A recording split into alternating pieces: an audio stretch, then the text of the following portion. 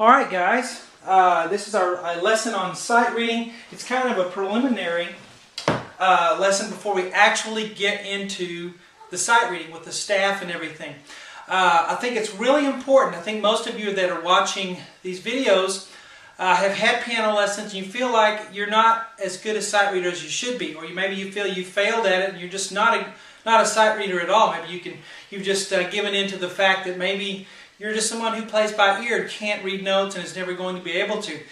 And I'm telling you that is absolutely not true. There are certain reasons why we end up the way we are, not being able to sight read, not being able to sit down and play through something that we like, even though it's just kind of an average level of difficulty.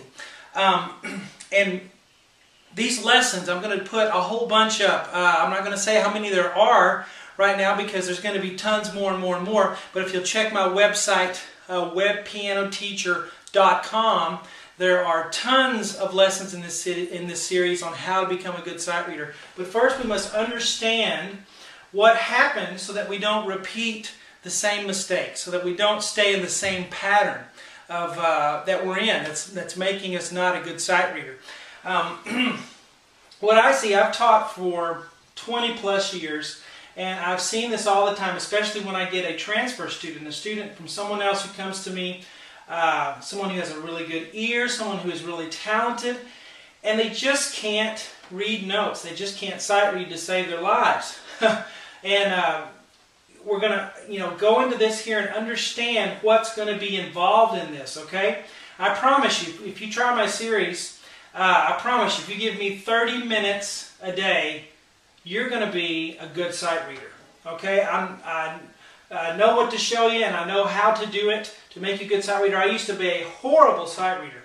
I mean, awful. I could play anything, physically and by ear, but I was just a terrible sight reader, and I couldn't really understand why. And I managed to get myself out of that and retrain myself. And that's what I'm going to be doing for you in this series.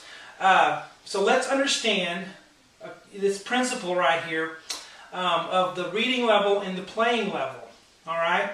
We need to understand this because any understanding that we have about our situation is going to help us become better sight readers. Okay? So don't skip over this. Don't just skip over to the staff where we start the notes and everything, because this is kind of the foundational underlying principle that's going to help you get better at reading notes. Okay?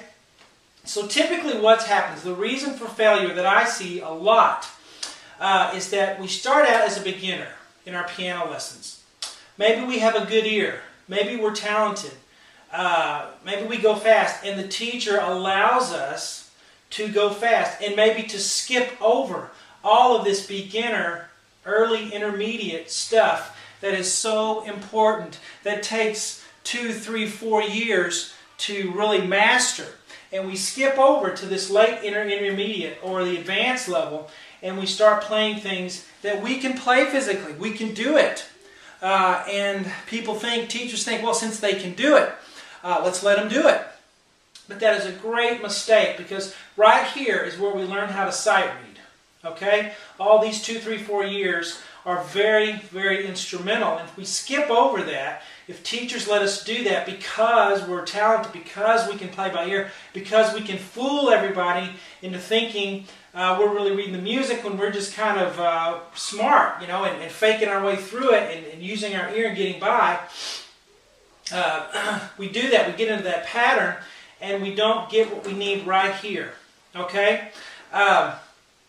So it's the teacher's job to hold you back a lot of times when you're a youngster or when you're an adult starting lessons. It's all the same. We all learn the same way, okay? So these lessons will work if you feel like you've failed at sight reading.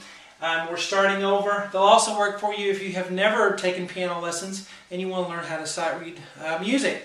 For piano, they'll work for you that way too. Now, what happens is we all start out in the same place, okay? We start out here, knowing nothing. I'll have a little graph here. This is the time that we take lessons, the time that we're under instruction, and here is how good we are at our craft, if you will. All right, reading level is in black.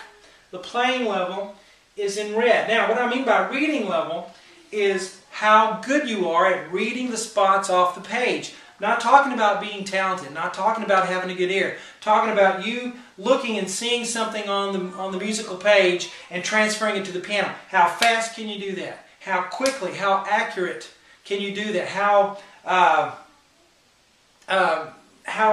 good are you at that? And that's your reading level. All right?